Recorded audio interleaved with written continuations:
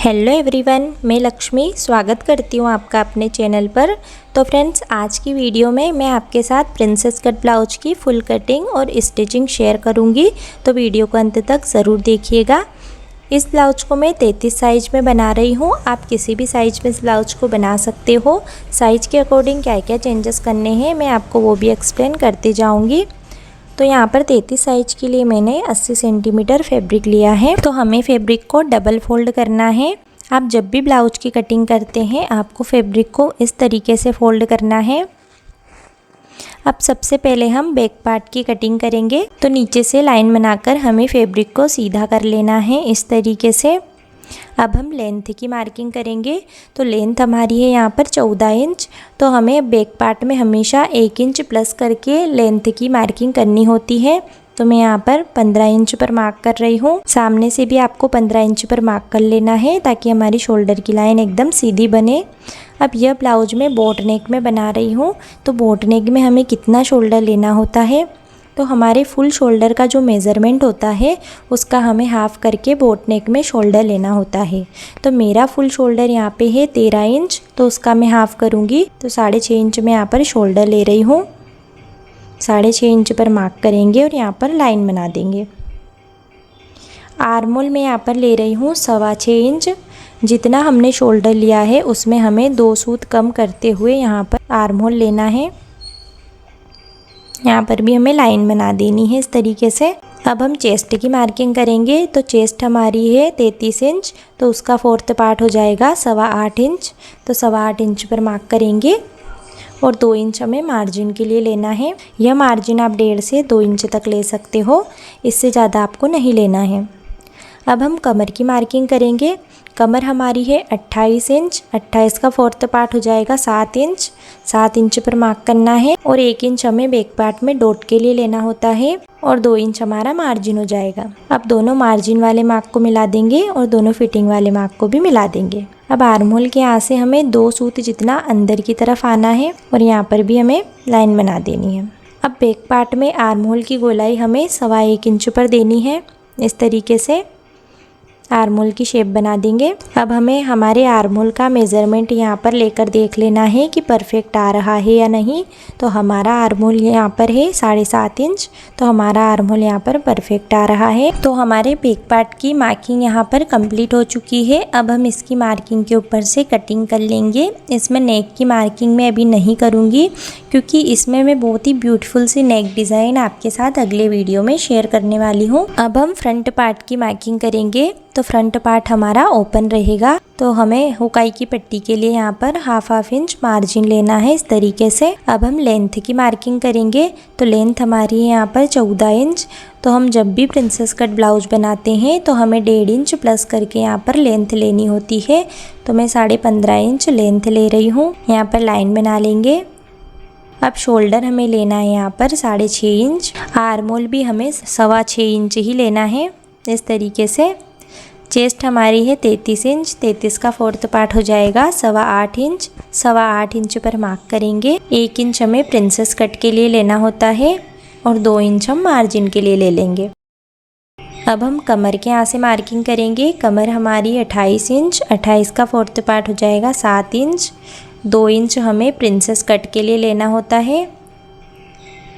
1 inch हमें princess cut जोड़ने के लिए लेना है और 2 इंच हमारा मार्जिन हो जाएगा। तो इस तरीके से दोनों मार्जिन वाली लाइन को और फिटिंग वाली लाइन को मिला लेना है। अब आर्म होल के यहाँ से हमें 2 सूत जितना अंदर आना है। फ्रंट पार्ट में आर्म होल की गोलाई हमें 1 इंच पर देनी है। इस तरीके से आर्म होल की शेप बना देंगे। अब नेक की मार्किंग करेंगे। नेक की विड्थ में यहाँ पर रख रही हूँ 3.5 इंच और नेक की लेंथ में यहाँ पर रख रही हूँ 6.5 इंच। तो उसमें हमें 1/2 इंच प्लस करके लेना होता है क्योंकि 1/2 इंच हमारा ऊपर शोल्डर जॉइंट में चला जाता है। बॉक्स रेडी कर लेंगे इस तरीके से। अब इस लाइन का हम सेंटर लेंगे और इस तरीके से हम नेक का शेप बना देंगे। अब हमें शोल्डर टू डॉट की मार्किंग करनी है। तो शोल्डर टू डॉट हमारा है यहाँ पर 9.5 इंच। तो उसमें हमें 1/2 इंच प्लस करके लेना होता है। तो मैं यहाँ पर 10 इंच पर मार्क कर रही हूँ। यहाँ पर हमें एक लाइन बना लेनी है। अब हम डॉट टू डॉट की मार्किंग करेंगे। तो डॉट टू डॉट हमारा है यहाँ पर 7 इंच, तो उसका हाफ हो जाएगा 3.5 इंच, और उसमें हमें हाफ इंच प्लस करके लेना होता है। तो मैं यहाँ पर 4 इंच पर मार्क कर रही हूँ। अब जितना हमने यहाँ पर लिया है उससे हाफ इंच माइनस करके हमें नीचे की तरफ मार्क करना है इस तरीके से। इन दोनों मार्किंग को हम मिला देंगे इस तरीके से। अब आर्महोल के यहाँ से हमें 1 इंच पर मार्क करना है। अब हम प्रिंसेस कट की शेप बनाएंगे। तो प्रिंसेस कट की शेप हम इस स्केल की मदद से बनाएंगे। ये फ्रेंच कर्व स्केल है। इस स्केल की मदद से हम प्रिंसेस कट की शेप बहुत ही आसानी से और बहुत ही जल्दी बना सकते हैं। हम हाथ से भी इस तरीके से प्रिंसेस कट की शेप बना सकते हैं इस तरीके से। लेकिन अगर आप इस स्केल की मदद से प्रिंसेस कट का शेप बनाएंगे तो बहुत ही परफेक्ट बनेगा और बहुत ही जल्दी बन जाएगा। आप इस स्केल की मदद से इस तरीके से आर्महोल का शेप भी बना सकते हो और कोई भी नेक शेप भी आप इससे बना सकते हो। तो आपको इस तरीके से इस स्केल को यहाँ पर सेट करना है और इस तरीके से आपको प्रिंसेस कट का शेप बना देना है। अब 2 सूत जितना हमें इसको इस तरीके से टर्न करना है और हमें यहाँ पर एक लाइन और बना देनी है। तो 2 सूत जितना हमें यहाँ पर कट करना होगा। अब हमें नीचे की तरफ इसको इस तरीके से थोड़ा सा घुमाना है और इस तरीके से हमें नीचे की तरफ शेप बना देनी है। अब हमने कमर के यहाँ से प्रिंसेस कट के लिए जितना मार्जिन लिया था उतना हमें यहाँ पर मार्क करना है। तो मैंने यहाँ पर 2 इंच लिया था, 2 इंच पर मार्क करेंगे। अब हमें इस स्केल को इस डायरेक्शन में रखना है और इस तरीके से हमें प्रिंसेस कट का शेप बना देना है इस तरीके से। तो हमारे प्रिंसेस कट का शेप यहाँ पर एकदम परफेक्ट बन जाएगा।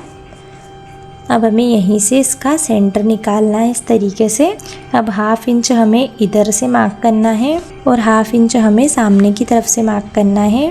अब हमें इन दोनों मार्किंग को इस तरीके से मिला देना है। तो हमारी फ्रंट पार्ट की मार्किंग यहाँ पर कंप्लीट हो चुकी है। अब हम बिल्कुल मार्किंग के ऊपर से इसकी कटिंग कर लेंगे इस तरीके से। प्रिंसेस कट की शेप को भी हम बिल्कुल मार्किंग के ऊपर से कट करेंगे। आप देख सकते हैं इस तरीके से आपको कट करना है। नेक की शेप भी आपको कट कर लेनी है। अब हम स्लीव्स की कटिंग करेंगे। तो स्लीव्स की कटिंग के लिए मैंने यहाँ पर दूसरा फैब्रिक लिया है। उस फैब्रिक से भी हमारी स्लीव से निकल जाती, लेकिन उसको हमें जोड़ना पड़ता। मेरे पास ये फैब्रिक था इसीलिए मैं इससे स्लीव्स की कटिंग कर रही हूँ। तो सबसे पहले मैं लेंथ की मार्किंग करूँगी। तो लेंथ मेरी है यहाँ पर 4 इंच, तो उसमें हमें 1 इंच प्लस करके लेना होता है। तो मैं यहाँ पर 5 इंच पर मार्क कर रही हूँ। अब यहाँ पर हमें एक सीधी लाइन बना देनी है इस तरीके से। स्लीव डाउन में यहाँ पर कर रही हूँ 2.5 इंच पर इस तरीके से। यहाँ पर भी हम सीधी लाइन बना देंगे। अब स्लीव डाउन वाली लाइन पर हमें हमारे आर्म होल का मेज़रमेंट मार्क करना है। आर्म होल हमारा है 7.5 इंच और हमने ब्लाउज में जितना मार्जिन लिया है उतना हमें यहाँ पर लेना है 2 इंच। अब हम स्लीव राउंड की मार्किंग करेंगे।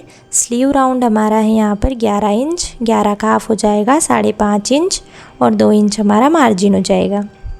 अब हमें यहाँ से इस तरीके से लाइन बनानी है। इस लाइन का हमें सेंटर निकालना है और सेंटर पर मार्क करना है इस तरीके से। अब इस सेंटर से हमें नीचे की तरफ 1/2 इंच पर मार्क करना है। अब एक मार्किंग हमें यहाँ पर 1/2 इंच पर करनी है और एक मार्किंग 1 इंच पर करनी है। अब हमें 1 इंच वाली और सेंटर वाली मार्किंग को मिलाते हुए स्लीव का शेप बना देना है और दोनों 1/2 इंच वाली मार्किंग को मिलाते हुए हमें स्लीव्स में गहराई का शेप बनाना है इस तरीके से। अब हमें यहीं से हमारे आर्म होल का मेज़रमेंट लेकर देखना है कि हमारा आर्म होल कहाँ पर आ रहा है। तो हमारा आर्म होल है 7.5 इंच, तो हमें 7.5 इंच पर मार्क कर लेना है। यही हमारा फिटिंग का मार्क होगा। अब यहीं से हमें आगे मार्जिन लेना है, दोनों मार्जिन वाले मार्क को मिला देंगे। अब हमें स्लीव्स को कट कर लेना है, सेंटर में कट लगा देंगे। अब इसको खोलकर हमें स्लीव्स में गहराई का शेप भी कट कर लेना है। अब हम इसकी स्टिचिंग करेंगे। तो हमें मेन फैब्रिक के ऊपर लाइनिंग वाले फैब्रिक को इस तरीके से रख लेना है और सबसे पहले हम नेक पर स्टिच लगाएंगे। तो 1/2 इंच के मार्जिन को कवर करते हुए हमें नेक पर स्टिच लगानी है और एक्स्ट्रा फैब्रिक को कट करके निकाल देना है। अब हमें लाइनिंग वाले फैब्रिक को पलटना है और इस पर टॉप स्टिच लगानी है, जिससे ये अंदर की तरफ आसानी से फोल्ड हो जाए इस तरीके से। अब इसको हम अंदर की तरफ फोल्ड कर लेंगे। आप देख सकते हैं हमारे नेक की शेप यहाँ पर कितनी परफेक्ट आई है। अब हमें इसको पलट लेना है और चारों तरफ से बराबर करते हुए हमें इसको मेन फैब्रिक के साथ अटैच कर देना है। अब एक्स्ट्रा फैब्रिक को हमें कट करके निकाल देना है। दूसरे पार्ट को भी हम इसी तरीके से अटैच करेंगे। तो सबसे पहले हम नेक पर सिलाई लगाएंगे इस तरीके से। अब हमें यहाँ पर छोटे छोटे कट लगा लेने हैं और इसको पलटना है और टॉप स्टिच लगानी है। इसके बाद हमें इस पर भी इसी तरीके से चारों तरफ से बराबर करते हुए मेन फैब्रिक के साथ लाइनिंग वाले फैब्रिक को अटैच कर देना है। आप देख सकते हैं हमारे दोनों पार्ट यहाँ पर रेडी हो चुके हैं। हमारे नेक की शेप भी यहाँ पर एकदम परफेक्ट आई है। इस तरीके से हमें दोनों पार्ट रेडी करने हैं। अब हमें एक प्रिंसेस वाले पार्ट को भी रेडी कर लेना है। तो हमें इस तरीके से लाइनिंग वाले फैब्रिक के ऊपर मेन फैब्रिक को सीधा करके रखना है इस तरीके से, और चारों तरफ से सिलाई लगाते हुए इनको हम अटैच कर लेंगे। एक्स्ट्रा फैब्रिक को कट करके निकाल देंगे।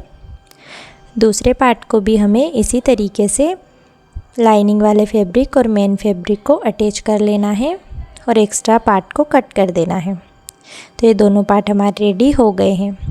अब हम प्रिंसेस कट को जोड़ेंगे। तो हमें एक पार्ट को सीधा और एक पार्ट को उल्टा रखना है और इस तरीके से हमें प्रिंसेस कट को जोड़ना है। तो प्रिंसेस कट को जोड़ते समय आपको ध्यान रखना है कि आपको 1/2 इंच का मार्जिन कवर करते हुए प्रिंसेस कट को जोड़ना है। इससे कम अगर आप मार्जिन लेते हैं तो बाद में आपकी सिलाई निकल सकती है। इसीलिए आपको 1/2 इंच का मार्जिन कवर करते हुए यहाँ पर सिलाई लगाते जाना है। राउंड शेप हमारा जहाँ पर भी आता है वहाँ हमें बूट को उठा कर सिलाई लगानी है, ताकि हमारी सिलाई में कोई भी शल नहीं आए। इस तरीके से हमें प्रिंसेस कट को अटैच करते जाना है। तो हमारा प्रिंसेस कट यहाँ पर अटैच हो गया है। तो आप देख सकते हैं हमारा प्रिंसेस कट यहाँ पे कितनी फिनिशिंग के साथ अटैच हुआ है। इसी तरीके से हम दूसरी तरफ भी प्रिंसेस कट को जोड़ लेंगे। तो हमें एक पार्ट को सीधा रखना है और दूसरे पार्ट को इसके ऊपर उल्टा रखना है, और इस तरीके से हमें धीरे धीरे इसमें 1/2 इंच का मार्जिन कवर करते हुए सिलाई लगाते जाना है। गोलाई में हमें बूट को उठा कर सिलाई लगानी है, ताकि हमारे ब्लाउज में कोई शल नहीं आए।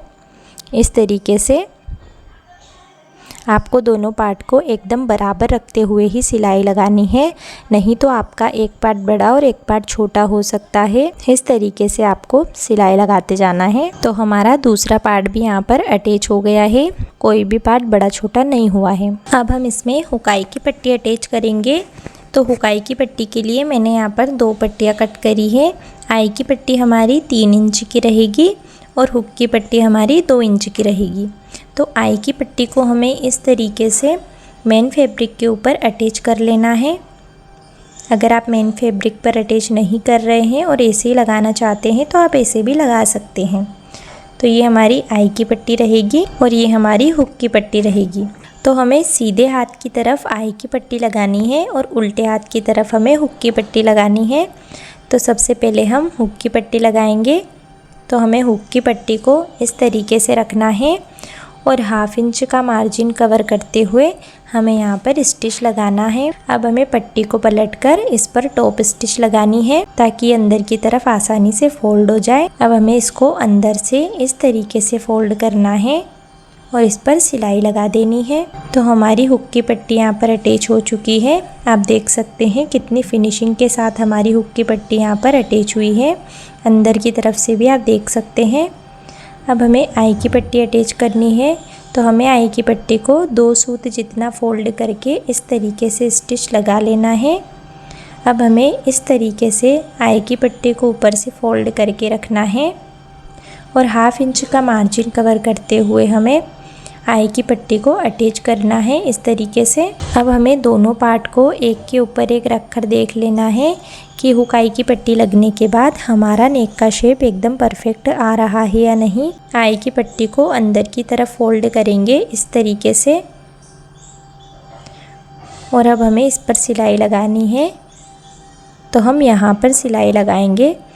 इस तरीके से सिलाई लगाने से हमारी सिलाई बाहर की तरफ भी नहीं दिखती है, अंदर की तरफ दब जाती है। अब इसी सिलाई के पास में 2 सूत की दूरी पर हमें एक सिलाई और लगा देनी है, जिसके बीच में हम आई बनाते हैं। तो हमारी आई की पट्टी भी यहाँ पर लग चुकी है, तो हमें दोनों पार्ट को इस तरीके से रख कर देख लेना है। तो हमारे प्रिंसेस कट ब्लाउज की स्टिचिंग यहाँ पर कंप्लीट हो चुकी है। तो दोस्तों आज की वीडियो में हमने प्रिंसेस कट ब्लाउज की फुल कटिंग और स्टिचिंग सीखी। आपको वीडियो कैसी लगी कमेंट में ज़रूर बताइएगा। अगर वीडियो आपको पसंद आई हो तो लाइक शेयर ज़रूर कीजिएगा और चैनल को सब्सक्राइब ज़रूर कर लीजिएगा। मैं इस चैनल पर हर दिन नए ब्लाउज डिज़ाइंस, कटिंग, स्टिचिंग और यूज़फुल टेलरिंग टिप्स लेकर आती हूँ, इसीलिए चैनल को सब्सक्राइब करना मत भूलिएगा।